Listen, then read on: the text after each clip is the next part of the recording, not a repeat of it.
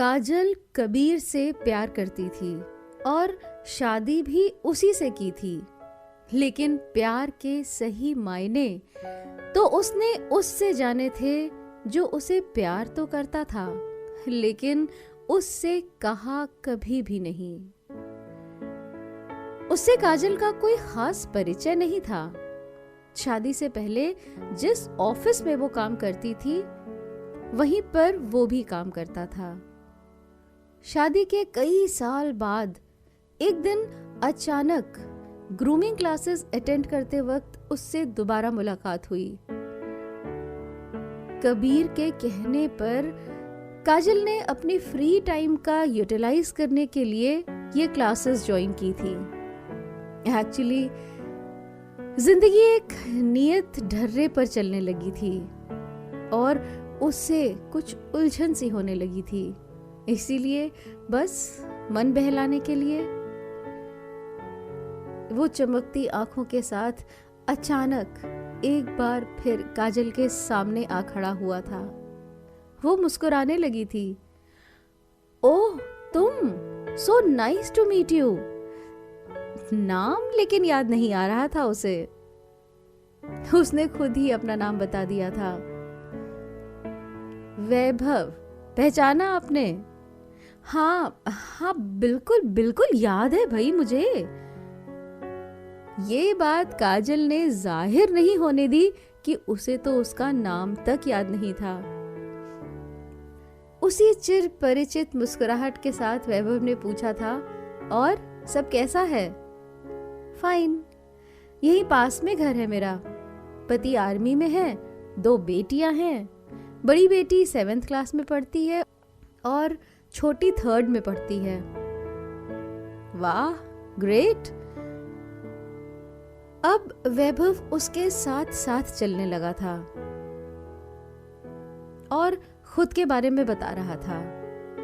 मैं 2 हफ्ते पहले ही दिल्ली आया हूँ। वैसे मुंबई में रहता हूँ। मेरी कंपनी ने मुझे यहाँ 6 महीने के प्रोजेक्ट के लिए भेजा है। सोचा फ्री टाइम में ग्रूमिंग क्लासेस ही ज्वाइन कर लूं। गुड।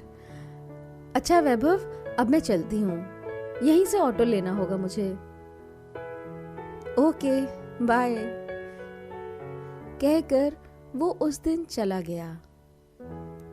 समय पर भले ही हमने कभी किसी को बहुत ज्यादा अहमियत ना दी हो, लेकिन जिंदगी में कई बार जब बहुत दिनों बाद वही चेहरा अचानक सामने आ जाए तो दिल को बहुत अच्छा लगता है। कुछ पुरानी यादें ताज़ा हो जाती हैं, कुछ पुरानी बातें दिमाग में घूमने लगती हैं। अगले 2 दिनों के लिए काजल ने छुट्टी ली थी। वो घर के कामों में पूरी तरह व्यस्त रही। 2 दिन बाद जब वो वापस ग्रूमिंग क्लास पहुंची तो वैभव फिर सामने आ गया। आप 2 दिन से आई नहीं, मुझे लगा कहीं क्लासेस छोड़ तो नहीं दी। नहीं, मुझे कुछ काम था, काजल ने कहा। वो चुपचाप उसके पीछे वाली सीट पर बैठ गया। क्लास के बाद जब निकलने लगी तो फिर उसके सामने आ गया। कॉफी? उसने बड़े अदब से पूछा। काजल ने कहा, नो, घर जल्दी जाना है, बेटी आ गई होगी और फिर पति आज डिनर पर कहीं बाहर ले जाने वाले हैं। काजल ने उसे टालने की कोशिश की। ओके, चलिए ऑटो तक तो छोड़ दूं, वैभव बोला। काजल को अजीब लगा, फिर भी साथ चल दी। कुछ देर तक दोनों खामोश रहे। काजल सोच रही थी कि ये तो दोस्ती के फिराक में लग रहा है, जबकि मैं सब कुछ बता चुकी हूँ। पति है, बच्चे हैं मेरे, आखिर चाहता क्या है ये? खैर, उसको ऑटो मिल गया। फिर दोनों ने एक दूसरे से विदा ली और अपने अपने घर चले गए। अगले दिन वैभव गेट के पास ही मिल गया। पास की दुकान पर गोलगप्पे खा रहा था। उसने काजल को भी इनवाइट किया, पर काजल साफ मना करके अंदर चली गई। क्लास खत्म होते ही वो फिर काजल के पास आ गया और बोला, चलिए आपको ऑटो तक छोड़ दूं। वो अनमनी से कहकर उसके साथ चल दी। उसके समझ में नहीं आ रहा था कि कैसे उससे पीछा छुड़ाए। वो कुछ ऐसा भी तो नहीं कर रहा था जिस पे वो ऑब्जेक्शन कर सकती थी। तभी वैभव उससे बोला, आपको वो मैसेजेस याद हैं जो आपके फोन पे अनजान नंबरों से आया करते थे? हाँ याद है। क्यों, तुम्हें कैसे पता? काजल अब थोड़ा चौंकी थी। वो दरअसल आप एक बार अपने फ्रेंड को बता रही थी ना, तो कैंटीन में पास ही बैठे मैंने भी सुन लिया था। आपने कभी चेक नहीं किया कि उन्हें भेजता कौन था? नहीं, मेरे पास इन सब फिजूल बातों के लिए वक्त कहाँ था, और फिर मैं तो ऑलरेडी एंगेज्ड थी, काजल बोली। तो वैभव बोला, हाँ वो तो मुझे पता है, मेरे एक दो दोस्तों ने बताया था आपके बारे में। सच, आप कितनी लकी हैं, जिसे चाहा उसी से शादी की। हर किसी के जीवन में ऐसा कहाँ होता है। लोग सच्चे प्यार की कद्र ही नहीं करते, या फिर कई दफा ऐसा भी होता है बेतहाशा प्यार करके भी लोग अपने प्यार का इजहार नहीं कर पाते और वक्त निकल जाता है। उसकी बात पर काजल बोली, क्या बात है, कहीं तुम्हें भी किसी से बेतहाशा प्यार तो नहीं? काजल ने थोड़ा मजाकिया अंदाज में कहा, तो वो चुप हो गया। काजल को लगा कि शायद उसका इस तरीके से हंसना उसे बुरा लगा है। शुरू से देखा था काजल ने, बहुत भावुक था वो। छोटी छोटी बातें भी बुरी लग जाती थीं, मगर शालीन था। इधर उधर वक्त बर्बाद करते या लड़कियों से हंसी मजाक करते कभी नहीं देखा था। काजल थोड़ी सीरियस होकर बोली, वैभव, तुमने बताया नहीं है, तुम्हारे कितने बच्चे हैं और तुम्हारी पत्नी क्या करती है? तब वैभव ने जैसे काजल को टालना चाहा। मैडम, आपकी मंजिल आ गई। पर अब काजल ठहर गई और बोली, ठीक है, पर मुझे जवाब तो दो। काजल ने जिद की तो वो मुस्कुराते हुए बोला, मैंने अपना जीवन एक एनजीओ के बच्चों के नाम कर दिया है, बस वही मेरा परिवार है। मगर क्यों, शादी क्यों नहीं की? काजल बोली। तो वो बोला, क्योंकि हर किसी की जिंदगी में प्यार नहीं लिखा होता, और बिना प्यार शादी को मैं समझौता मानता हूँ, और समझौता मैं कभी नहीं करता। वो चला गया। काजल पूरे रास्ते उसी के बारे में सोचती रही। वो पुराने ऑफिस में अपनी ही दुनिया में मगन रहती थी। कभी भी उसने वैभव को इतनी इंपॉर्टेंस दी ही नहीं कि उसकी किसी बात पर ध्यान दे। लेकिन अब वो उसके बारे में और जानना चाह रही थी। उसे उसकी बातें याद आ रही थीं। वो सोचने लगी कि उसने वो मैसेजेस वाली बात क्यों कही। मैं तो भूल ही गई थी। वैसे वो मैसेजेस होते बड़े प्यारे थे। 3-4 महीनों तक रोज 1 या 2 मैसेजेस उसे आते थे, अनजान नंबरों से।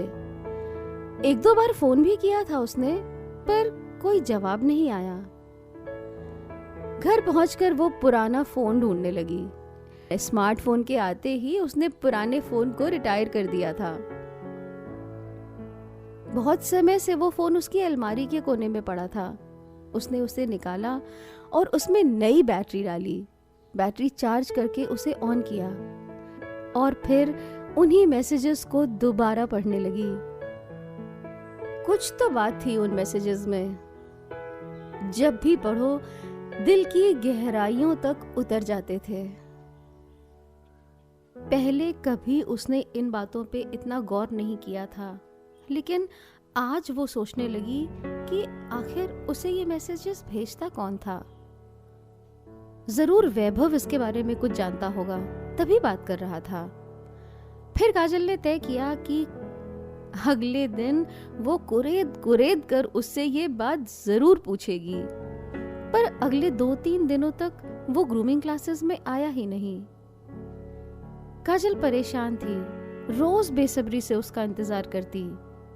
चौथे दिन जब वो आया तो काजल से रहा नहीं गया। वो उसके पास गई और पूछी, कहाँ थे इतने दिन तुम वैभव? उसने जवाब दिया, तबीयत ठीक नहीं थी। काजल उसे अपने बारे में बताने लगी। तबीयत तो मेरी भी कुछ महीनों से ठीक नहीं रहती। वैभव ने चिंतित होते हुए पूछा, क्यों, क्या हुआ? काजल ने बताया, किडनी प्रॉब्लम हो गई है। वैभव बोला, अच्छा, तभी आपके चेहरे पर थकान और कमजोरी सी नजर आती है। मैं सोच भी रहा था कि पहले जैसी रौनक चेहरे पे क्यों नहीं दिखती। हाँ, दवा जो खा रही हूँ, काजल ने कहा। फिर काजल को मैसेजेस वाली बात याद आ गई। उसने पूछा, अच्छा वैभव, ये बताओ, ये मैसेजेस कौन भेजता था मुझे, क्या तुम जानते हो? वैभव उसे एकटक देखते हुए बोला, हाँ, असल में मेरा एक दोस्त था, बहुत प्यार करता था आपसे, पर आपसे कभी कह नहीं पाया, और फिर जानता भी था कि आपकी जिंदगी में कोई और है, इसलिए कभी मिलने भी नहीं आया। काजल ने एक लंबी सांस ली। अच्छा, अब कहाँ है तुम्हारा वो दोस्त? वैभव मुस्कुराया। अब वो इस दुनिया की भीड़ में कहीं खो चुका है। और फिर आप तो अपनी जिंदगी में खुश हैं ना? आपको परेशान करने वो फिर दोबारा कभी नहीं आएगा। वक्त आया तो मैं उसे आपसे जरूर मिलवाऊंगा, मगर फिलहाल आप अपनी जिंदगी में खुश रहिए। उसी शाम काजल की तबीयत कुछ ज्यादा ही बिगड़ गई। कुछ दिन उसने पूरा आराम किया। उसके बाद जिस दिन वो ग्रूमिंग क्लासेस गई, उस दिन अपनी बेटी को भी अपने साथ ले गई। वैभव की उसकी बेटी से मुलाकात हुई और वैभव ने जिस तरह से उसकी बेटी से बात की, अब काजल को वो भला सा लगने लगा था। उसका भी बहुत ख्याल रखता था। अब वो उसे एक दोस्त की तरह ट्रीट करने लगा था। मगर उनकी मुलाकातें और बातचीत सीमित ही थी। फिर अचानक काजल की तबीयत ज्यादा खराब होने पर उसे हॉस्पिटल में एडमिट होना पड़ा। सारे टेस्ट्स के बाद ये पता चला कि अब किडनी ट्रांसप्लांट करना ही एक रास्ता बचा है, लेकिन उसे कोई किडनी डोनर मिल नहीं रहा था। एक दिन उसके फोन पर वैभव की कॉल आई और उसने उसके इतने दिनों से क्लासेस में ना आने का कारण पूछा, तो उसे पता चला कि काजल की तबीयत इतनी खराब है और वो हॉस्पिटलाइज्ड है। काजल को लगा कि वो उससे मिलने जरूर आएगा, पर वो नहीं आया। सारे रिश्तेदार, दोस्त सब मिलने आए। फिर काजल को लगने लगा कि आखिर उन दोनों के बीच में ऐसी कोई दोस्ती तो थी नहीं, फिर वो उससे ऐसी अपेक्षा क्यों कर रही है? शायद मेरी ही गलती थी। फिर एक दिन पता चला कि किडनी डोनर मिल गया है। काजल की सक्सेसफुल सर्जरी हो गई, किडनी ट्रांसप्लांट हो गया और वो ठीक होकर घर आ गई। एक दिन काजल को ख्याल आया कि वो वैभव से फोन पर बात करे। फिर सोचा कि वो तो मुझे देखने तक नहीं आया, मैं भला उसे क्यों फोन करूं? और उसने फोन करने का आइडिया ड्रॉप कर दिया।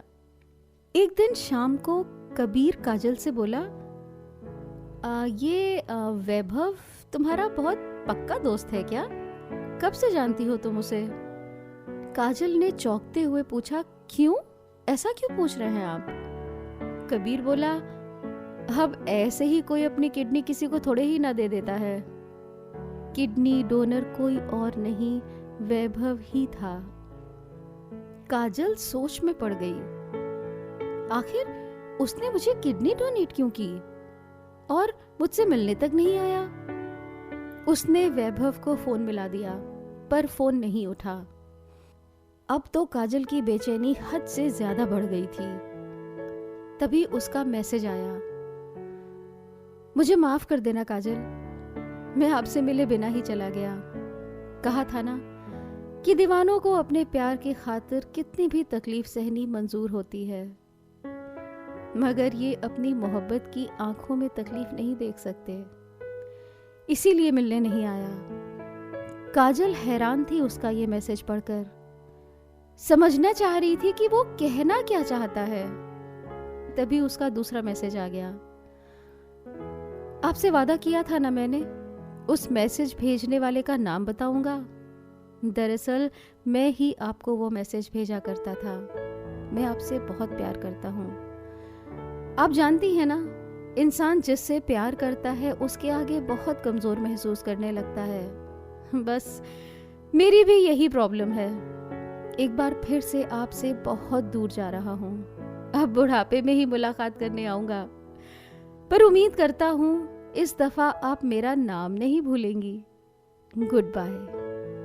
वैभव का ये मैसेज पढ़कर काजल के समझ में नहीं आ रहा था कि वो मुस्कुराए या रोए। अंदर तक एक दर्द उसके दिल को भेद गया था। सोच रही थी, क्या यही प्यार है?